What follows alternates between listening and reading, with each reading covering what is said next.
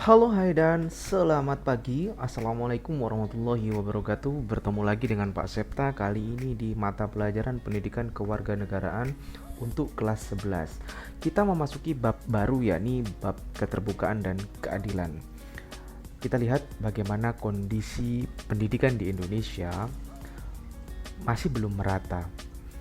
Ada beberapa wilayah di Indonesia yang sampai saat ini eh, sarana dan prasarana pendidikan itu masih sangat kurang sekali.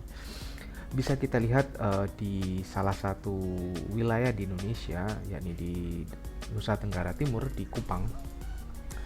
Ada seorang anak yang perlu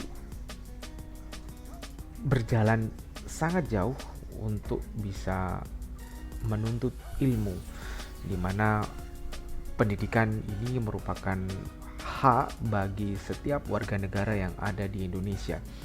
Kita juga bisa melihat bagaimana kondisi ruang kelas yang sangat terbatas dengan ditutupi oleh kayu, kemudian atapnya juga oleh semacam ijuk, serta kondisi kayu yang sudah lapuk.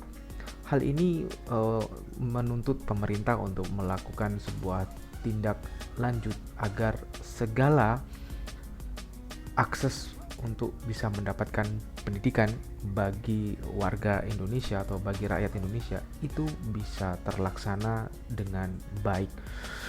Bagaimanapun ini adalah keadilan, bagaimanapun ini adalah keterbukaan, bagaimanapun ini adalah sebuah tuntutan yang harus dilaksanakan oleh pemerintah kita.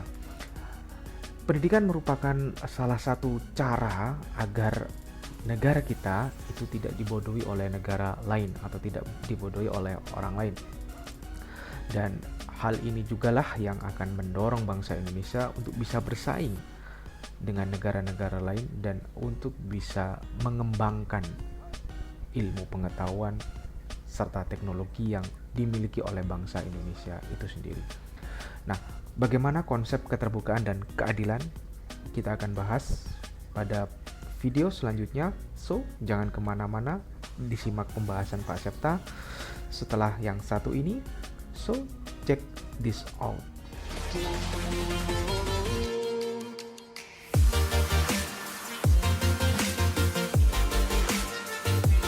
Kehidupan berbangsa dan bernegara dengan KD keseluruhan ada 3: mendeskripsikan pengertian dan pentingnya keterbukaan dan keadilan dalam kehidupan berbangsa dan bernegara, menganalisis dampak penyelenggaraan pemerintahan yang tidak transparan, menunjukkan sikap terbuka dan keadilan dalam kehidupan berbangsa dan bernegara. Untuk materi yang pertama, kita akan membahas tentang mendeskripsikan pengertian dan pentingnya keterbukaan dan keadilan dalam kehidupan berbangsa dan bernegara, dengan hasil yang diharapkan mampu menguraikan pengertian keterbukaan dan keadilan, mampu mendeskripsikan pentingnya keterbukaan dalam kehidupan berbangsa dan bernegara, mampu menganalisis adanya jaminan keadilan dalam kehidupan berbangsa dan bernegara. Kita menuju ke subbab yang pertama, yakni pentingnya keterbukaan dan keadilan. Pengertian keterbukaan merupakan perwujudan dari sikap yang jujur, rendah hati, adil, serta mau menerima pendapat dan kritik dari orang lain. Dalam Kamus Besar Bahasa Indonesia, keterbukaan adalah hal terbuka, perasaan toleransi dan hati-hati, serta merupakan landasan untuk berkomunikasi. Jadi bisa kita perhatikan bahwa terbuka itu adalah orang yang memiliki sikap jujur, orang yang memiliki sikap rendah hati, orang yang memiliki sikap adil, serta mau menerima pendapat dan kritik dari orang lain. Dalam Kamus Besar Bahasa Indonesia disebutkan jika terbuka itu adalah toleran serta hati-hati dalam berkomunikasi dengan sesama. Kita lanjutkan. Setelah tadi pengertian terbuka, kita ke pengertian keadilan. Dalam ensiklopedia Indonesia, kata adil itu berasal dari bahasa Arab, yakni adil, yang mengandung pengertian tidak berat sebelah atau tidak memihak. Memberikan sesuatu kepada setiap orang sesuai dengan hak yang harus diperolehnya. Mengetahui hak dan kewajiban, mengerti mana yang benar dan mana yang salah, bertindak jujur dan tepat menurut peraturan atau syarat dan rukun yang telah ditetapkan, serta tidak sewenang-wenang dan melakukan hal atau kegiatan maksiat atau berbuat dosa. Nah, orang yang berbuat adil itu kebalikannya adalah fasik atau orang yang tidak mengerjakan perintah atau yang melanggar perintah. Kita ke slide berikutnya. Aristoteles ya dalam pernyataannya menyatakan ada 5 jenis keadilan. Yang pertama adalah keadilan komutatif. Apa itu keadilan komutatif? Keadilan komutatif yaitu perlakuan terhadap seseorang dengan tidak melihat jasa-jasa yang telah diberikan. Misalnya, seseorang yang telah melakukan kesalahan atau pelanggaran tanpa memandang kedudukan, dia tetap dihukum sesuai dengan kesalahan atau pelanggaran yang dibuat. Jadi, keadilan komutatif itu tidak pandang bulu. Orang kaya, orang miskin, pejabat, rakyat jelata, jika dia salah maka wajib hukumnya dihukum ya sesuai dengan kesalahan atau pelanggaran yang dibuat. Yang kedua, ada keadilan distributif. Apa itu keadilan distributif? Keadilan distributif yaitu perlakuan terhadap seseorang sesuai dengan jasa-jasa yang telah diberikan. Misalnya, beberapa orang pegawai suatu perusahaan memperoleh gaji yang berbeda berdasarkan pangkat, masa kerja, golongan, jenjang pendidikan atau tingkat kesulitan pekerjaannya. Nah, ini keadilan distributif. Misal, dalam suatu perusahaan itu kan pasti ada lulusan S1 atau SMA dulu, S1, S2. Nah, gaji setiap pekerja dari lulusan yang berbeda itu pasti berbeda. Nah, itu keadilan distributif karena melihat jasa yang telah diberikan. Kita menuju ke slide berikutnya. Keadilan yang ketiga menurut Aristoteles itu adalah keadilan kodrat alam. Apa itu? Memberikan sesuatu sesuai dengan yang diberikan oleh orang lain kepada kita. Apa contohnya? Seseorang yang menjawab salam yang diucapkan orang lain dikatakan adil karena telah menerima salam dari orang tersebut. Jadi ketika kita mengucapkan salam, ya kita menyapa orang, maka keadilan kodrat alam itu adalah ketika kalian membalas salam tersebut. Misal, ketika Pak Septa menyapa kalian melalui Google Classroom, ya dengan ucapan salam untuk tugas hari ini, maka ketika kalian tidak menjawab salam tersebut, maka kalian sudah melanggar keadilan kodrat alam karena kalian tidak adil kepada saya. Kenapa kok tidak adil kepada Pak Septa? Karena kalian tidak menjawab salam yang sudah Pak Septa ucapkan melalui Google Classroom tersebut. Nah, yang keempat, ada keadilan konvensional. Apa itu keadilan konvensional? Keadilan konvensional adalah jika seorang warga negara telah menaati peraturan perundang-undangan yang telah dikeluarkan. Misal, penggunaan sabuk pengaman bagi pengendara mobil dan helm untuk pengendara bermotor. Sudah jelas bahwa setiap pengendara itu wajib mematuhi peraturan lalu lintas. Nah, peraturan lalu lintas ini adalah peraturan yang telah dikeluarkan oleh pemerintah dan itu wajib untuk dipatuhi. Misalnya mengenakan sabuk pengaman, menggunakan helm, menyalakan lampu dan seterusnya, memiliki surat izin mengemudi pastinya harus. Baik, yang kelima, keadilan menurut Aristoteles itu adalah keadilan perbaikan. Apa itu keadilan perbaikan? Keadilan perbaikan jika seseorang telah berusaha memulihkan nama baik orang lain yang telah tercemar. Nah, misalnya contohnya adalah tindakan klarifikasi terhadap kesalahan yang telah dilakukan oleh seseorang. Jika kalian menuduh seseorang tanpa ada bukti yang jelas, ya kan? Kamu menuduh seseorang mencuri misalnya, tapi tidak disertai dengan bukti yang kuat dan ternyata bukan orang tersebut atau orang yang kamu tuduh tersebut pelakunya, maka kamu harus melakukan klarifikasi, meminta maaf secara langsung atau mungkin melalui surat kabar atau melalui sosial media. Itu adalah keadilan perbaikan. Baik, kita menuju ke slide berikutnya. Menurut Plato, orang yang dikatakan adil adalah orang yang mengendalikan diri dan perasaannya. Nah, mengendalikan diri dan perasaan oleh siapa, Pak? Oleh akal. Makanya keadilan menurut Plato itu dibagi menjadi dua, yakni keadilan moral dan keadilan prosedural. Menurut Thomas Hobbes, keadilan adalah suatu perbuatan yang didasarkan pada perjanjian yang telah disepakati. Jadi ada kesepakatan antara si A dan si B. Agar tidak melanggar perjanjian, maka dibuatlah sebuah kesepakatan. Nah, itu bisa dikatakan keadilan menurut Thomas Hobbes. Menurut Profesor Noto Negoro, keadilan hukum adalah legalitas, ya, suatu keadaan yang didasarkan pada ketentuan hukum yang berlaku. Legal artinya disahkan oleh lembaga kehakiman. Nah, menurut panitia ad hoc MPRS tahun 66, keadilan itu dibagi menjadi dua, yakni keadilan individu dan keadilan sosial. Kita menuju ke slide berikutnya. Nah, keterbukaan dalam kehidupan berbangsa dan bernegara.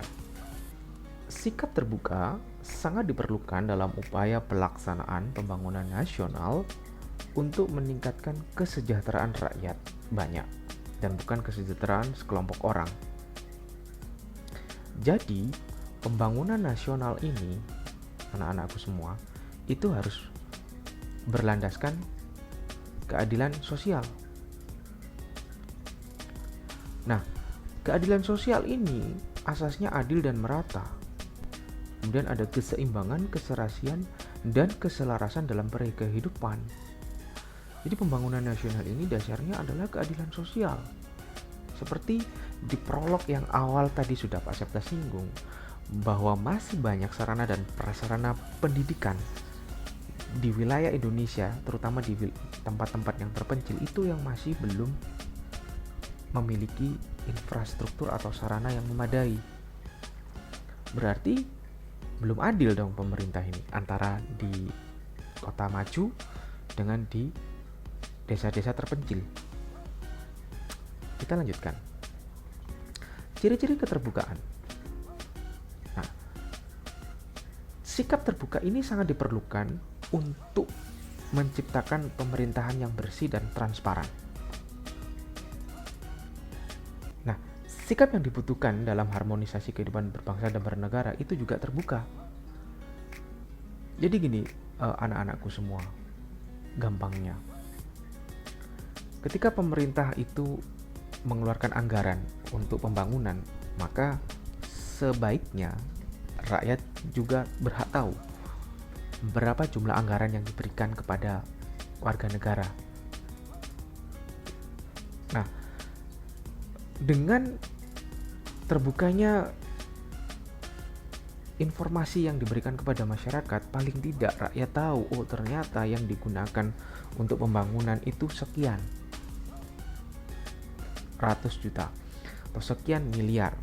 Jadi dengan sikap dengan pemerintahan yang bersih dan transparan itu akan meminimalisir oknum-oknum yang ada di pemerintahan itu untuk melakukan korupsi, kolusi, dan nepotisme. Kita lanjutkan anak-anakku. Nah, ciri-ciri dari keterbukaan itu adalah yang pertama, transparan dalam proses maupun pelaksanaan kebijakan publik. Dan yang kedua, menjadi dasar pedoman dalam dialog maupun berkomunikasi. Yang ketiga, berterus terang dan tidak menutup-nutupi kesalahan dirinya maupun yang dilakukan oleh orang lain. Yang keempat, tidak merahasiakan sesuatu yang berdampak pada kecurigaan orang lain. Yang kelima, bersikap hati-hati dan selektif atau check and recheck dalam menerima dan mengolah informasi dari manapun sumbernya. Yang keenam, toleransi dan tenggang rasa terhadap orang lain. Yang ketujuh, mau mengakui kelemahan atau kekurangan dirinya. Yang kedelapan, menyadari tentang keberagaman dalam berbagai bidang kehidupan. Yang kesembilan, mau bekerja sama dan menghargai orang lain. Dan yang akhirnya yang ke-10 adalah mau dan mampu menyesuaikan dengan berbagai perubahan. Mari kita coba refleksi terhadap diri kita sendiri. Atau kita melihat bagaimana pemerintahan kita. Apakah pemerintah kita sudah transparan dalam kebijakan publik? Apakah pemerintah kita ini dalam melakukan dialog atau berkomunikasi itu persuasif ataukah represif? Apakah banyak dari anggota parlemen kita itu berani untuk berterus terang atas kesalahan yang telah diperbuat dan tidak menutupi kesalahannya? Kemudian yang keempat, tidak merahasiakan sesuatu yang berdampak pada kecurigaan orang lain. Apakah sering kita temui orang yang merahasiakan sesuatu, terutama tentang kebijakan-kebijakan publik itu, agar tidak terjadi kecurigaan di masyarakat? Bersikap hati-hati, terutama bagi saya dan kalian semua, untuk selalu jangan sekali-kali menyebar hoax. Ingat, kalian bisa kena undang-undang IT, informasi dan teknologi. Toleransi dan tenggang rasa terhadap orang lain. Apakah kalian selama ini sudah toleran kepada orang lain atau tenggang rasa kepada orang lain? Nah, ini yang agak susah, mau mengakui kelemahan dan kekurangan dirinya. Kenapa? Karena jarang orang itu mau untuk mengakui kekurangan dirinya. Berikutnya, menyadari tentang keberagaman. Indonesia itu Bhinneka Tunggal Ika, berbeda-beda, banyak suku, banyak agama. Kemudian ada juga berbagai macam ras dan golongan yang berbeda-beda. Nah, itu dengan adanya keberagaman itu, apakah kita sudah memiliki kesadaran mau bekerja sama dan menghargai orang lain? Nah, ini mau bekerja sama, apakah ketika disuruh oleh orang tua kita itu patuh ataukah malah menghindar? Nah, ini penting. Dan yang terakhir itu mau dan mampu menyesuaikan dengan berbagai perubahan. Di abad 21 ini, teknologi itu memegang kendali. Nah, bagaimana kita yang seharusnya bisa selalu mengikuti berbagai perubahan dan perkembangan zaman? Kita lanjutkan. Nah, sikap terbuka itu adalah suatu sikap yang mau bersedia, ya, atau kesediaan seseorang untuk mau menerima terhadap hal-hal yang berbeda dengan kondisi dirinya. Jadi, terbuka itu harus mau menerima hal yang berbeda dengan kondisi dirinya. Dalam kehidupan berbangsa, diperlukan untuk menjaga keutuhan bangsa atau mempererat hubungan toleransi serta menghindari konflik. Dalam kehidupan bernegara, bagi pemerintah atau pejabat publik diperlukan untuk meningkatkan kepercayaan rakyat agar mau berpartisipasi dalam pembangunan nasional. Nah, pejabat-pejabat tadi harus mampu mewujudkan yang namanya clean government atau pemerintahan yang bersih. Nah, di Indonesia, adanya KPK paling tidak itu bisa mewujudkan yang namanya clean government, meskipun masih perlu perjuangan yang ekstra keras ya untuk bisa mewujudkan pemerintahan yang bersih atau clean government. Oke, Jaminan keadilan dalam kehidupan berbangsa dan bernegara. Dalam hukum, tuntutan keadilan itu memiliki dua arti. Yang pertama arti formal dan yang kedua arti material. Arti formal itu bahwa keadilan menuntut agar hukum berlaku secara umum. Semua orang dalam situasi yang sama diperlakukan secara sama. Oleh karena itu, di hadapan hukum kedudukan orang adalah sama. Ini adalah yang disebut dengan kesamaan kedudukan. Ini dalam arti formal.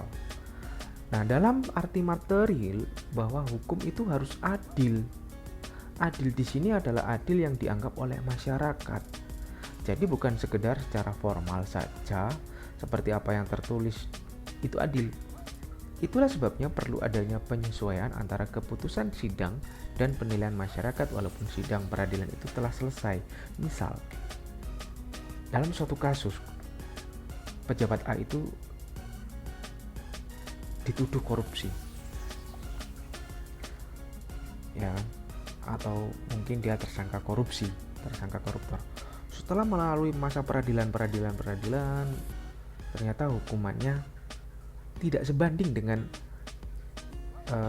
apa yang telah dikorupsi. Misalnya dikorupsi 1 triliun, hukumannya mungkin hanya 2 atau 3 tahun. Nah, ini biarkan masyarakat itu yang menilai bagaimana hukum dalam arti material itu berlaku. Nah,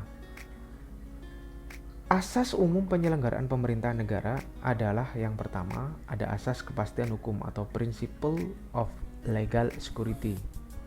Kemudian ada asas keseimbangan. Yang ketiga, asas kesamaan. Yang keempat, asas larangan kesewenang-wenangan. Yang kelima, asas larangan penyalahgunaan wewenang. Yang keenam, asas bertindak cermat. Yang ketujuh, asas perlakuan yang jujur. Yang kedelapan, asas meniadakan akibat suatu keputusan yang batal. Dan yang kesembilan adalah asas penyelenggaraan kepentingan umum. Nah, ini adalah asas umum dalam yang wajib dilakukan oleh government atau pemerintah dalam menyelenggarakan pemerintahan negara. Baik, jaminan keadilan bagi warga negara. Jadi sudah Pak singgung. Ada pendidikan di sini. Warga negara Indonesia itu dijamin keadilannya dalam bidang hukum, pasal 27, dalam bidang politik, pasal 28, dalam bidang hak asasi manusia, pasal 28A hingga 28J. Dalam bidang agama, pasal 29. Dalam bidang pertahanan negara, pasal 30. Dalam bidang pendidikan dan kebudayaan, pasal 31 dan 2. Serta bidang kesejahteraan sosial itu pasal 33 dan 34. Nah, ini lanjutannya undang-undangnya yang menjamin keadilan. Ada juga kitab Undang-Undang Hukum Acara Pidana atau KUHP. Kemudian Undang-Undang Nomor 14 tentang Mahkamah Agung. Undang-Undang Nomor 5 tentang Konvensi menentang penyiksaan dan perlakuan atau penghukuman lain yang kejam serta tidak manusiawi atau merendahkan martabat manusia. Kemudian Undang-Undang Nomor 9 tahun 98 tentang kemerdekaan menyampaikan pendapat di muka umum. Undang-Undang Nomor 35 tahun 99 tentang kekuasaan kehakiman. Undang-Undang Nomor 39 tahun 99 tentang hak asasi manusia. Undang-Undang Nomor 26 tahun 2000 tentang pengadilan hak asasi manusia, dan Undang-Undang Nomor 31 tahun 2002 tentang partai politik. Nah, sebenarnya apa sih tuntutan masyarakat kepada aparat penegak hukum? Masyarakat itu meminta kepada aparat penegak hukum itu transparan, ya, yang dikehendaki akuntabel dan profesional, baik dan terbuka, taat asas dan taat aturan. Nah, sedangkan yang tidak dikehendaki itu korupsi, kolusi, dan nepotisme yang akhirnya nanti mengakibatkan mobokrasi atau oklorasi atau ketidakstabilan. Sebenarnya permintaan rakyat itu simpel, terbuka, kemudian profesional. Akuntabel itu bahasanya memiliki kapabilitas lah, kemudian baik, terbuka, taat asas dan taat aturan. Nah, yang nggak mau oleh rakyat itu atau masyarakat itu korupsi, kolusi, nepotisme. Kenapa? Karena nanti dapat mengakibatkan negara ini mengalami kehancuran. Baik, itu dulu yang bisa Pak Septa sampaikan pada pertemuan kali ini, pertemuan di bab yang ketiga. Jangan lupa kalian jawab pertanyaan Pak Septa yang ada di kolom komentar nanti yang sudah Bapak berikan, agar Bapak dapat menilai kalau kalian sudah melakukan atau sudah mengikuti pembelajaran pada hari ini. Sampai bertemu lagi pada pertemuan selanjutnya. Saya akhiri. Selamat pagi. Assalamualaikum warahmatullahi wabarakatuh.